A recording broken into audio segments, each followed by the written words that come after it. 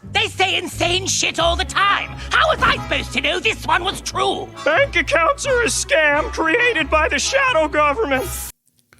Hazbin Hotel's dropped its final episode. The season is complete. The 9th circle of hell is open, and holy sheep shit, did we get some good stuff. Come on, let's go talk about this. I think episode 7 is about growth and forgiveness. Very much you see Charlie grow, and of course she forgives Vaggie. Vaggie forgives herself. And these things needed to happen to progress this show. The songs in this are okay. Like I said, all the songs in here, you're not going to catch me on a playlist jamming out to them. Not enough screaming, not enough guitar in it for me. However, I will say that vivziepop has done an excellent job of using the music to show character growth and to get you more emotionally attached to the characters. Now, it turns out the secret to killing angels is to use their weapons. And the reason they're easy to kill is because they don't fight defensively because they don't think they can die. You fight like someone unafraid of harm, and this is what you'll take advantage of. Simple plot point, no MacGuffin, no mystery box. J.J. Abrams didn't make this. What are stories but mystery boxes? I like the simpleness of the plot because all of it makes sense. Also, come to find out that the angels have just been leaving dead bodies full of spears and axes and everything else, allowing them to be killed with their own weapons. We find this out as Vaggie goes and talks to Carmine, and Carmine reveals that she knows she's an exorcist. It's pretty cool. They go into a song where you have to do this for love, and Vaggie grows her wings back. I'm glad she got them back. She looks better with wings. It's kind of like a Red Bull. Red Bull gives you wings. Charlie goes to see the cannibals about recruiting soldiers pretty much. She tries to do a song. It doesn't work. She's not confident. Fucking mediocre! Fuck you old bitch!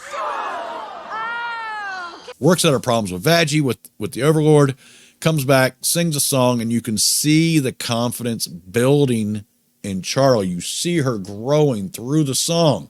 I think this is exceptional. I think this is the one thing I think everyone's been asking is to see some character growth from Charlie, and we're finally getting it. I would have liked to have seen it sooner, but I understand why we're getting it in the last 2 episodes. Perfectly fine with that. We all end up back at the house. We find out that everybody in the house is reinforcing everything, ready to fight.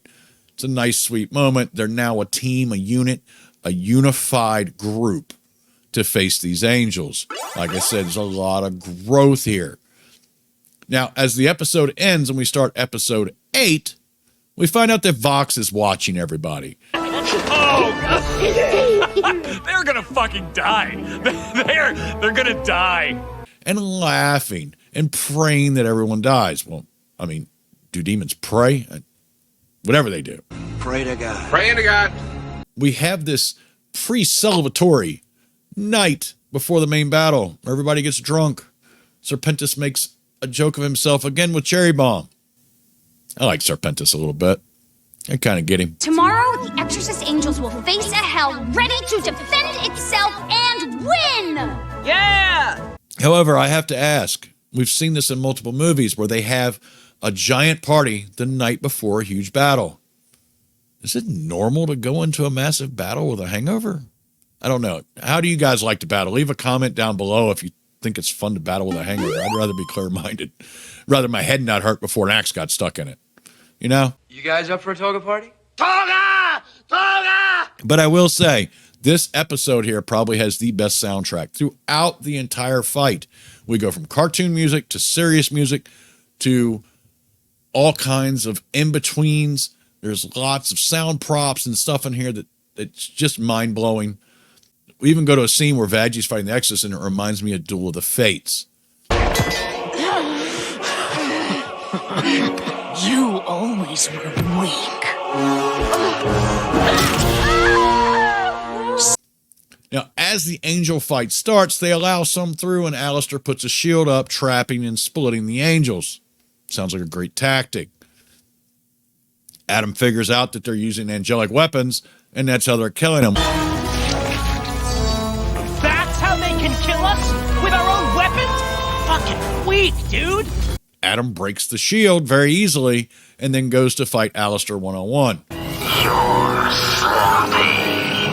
you're... Fuck you, you red piece of fuck... Here we find out Alistair's not as strong as he thinks he is. Well, he does get some licks in. He barely gets away by the skin of his teeth. And of course, Vox is screaming crazy about it. I will say, all the way through this fight, there is sprinkled bits of comedy that keep you laughing while this drama is going on. These fucking angels won't stop coming. Okay, I walked right into that one. It is a nice flow. It works well. Once again, it's a cartoon, so it does have to have some comedy in it, in my opinion, especially the way everybody's portrayed. With Alistair out of the fight, the shield broken, and Adam is just ringing holy light down on everything, destroying everything. Serpentis jumps into action, grabs Cherry Bomb. I'm trying to fight here. You out of your fucking mind? Yes! Miss Cherry Bomb, I love you! And then hops into his blimp and charges his death ray, only to be deleted. But this is what it takes for Charlie to step into the role of Princess of Hell. We've seen her do her little thing where her horns pop up and her hair is flying around. Razzle, dazzle! This is nothing like this. This is a complete transformation. Her little goats razzle and dazzle turn into dragons. Her and Vaggie ride off to fight the main exorcist and Adam. Although it's short-lived, it looks cool as shit. Not gonna lie. Now, they quickly get separated. Vaggie is fighting the main exorcist. Charlie is fighting Adam. Vaggie defeats the exorcist and lets her live through mercy. I thought this was very honorable of her. I sure as hell wouldn't have done it. I would have put the spirit through her head. Live knowing that you only do because I let you. A failure. But Charlie's kind of holding on against Adam until Adam breaks evil, and we get to the point where everyone's getting ready to die. Charlie's getting ready to die, Vaggie's getting ready to die, and everyone at the hotel is getting ready to die. They're all about to kill them. And then we get this scene, and the first thing I thought of after I watched this episode was this scene.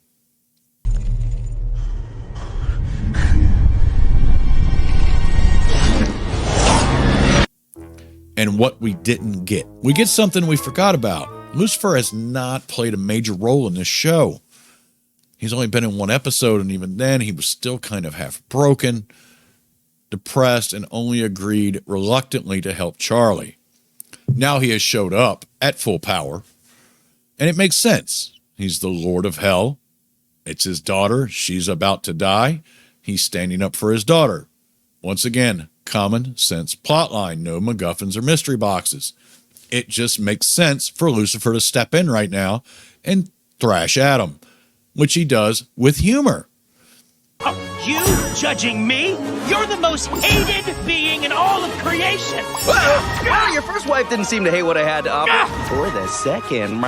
The battle takes kind of a lighter side until it doesn't anymore, and it ends up being Lucifer and Charlie together downing Adam. You come at me and my daughter? Don't forget, you're in my house, bitch! Works perfectly. It shows their character growth together, and it's fun. Adam gets up, makes his speech, and then... Your thing there. Nifty!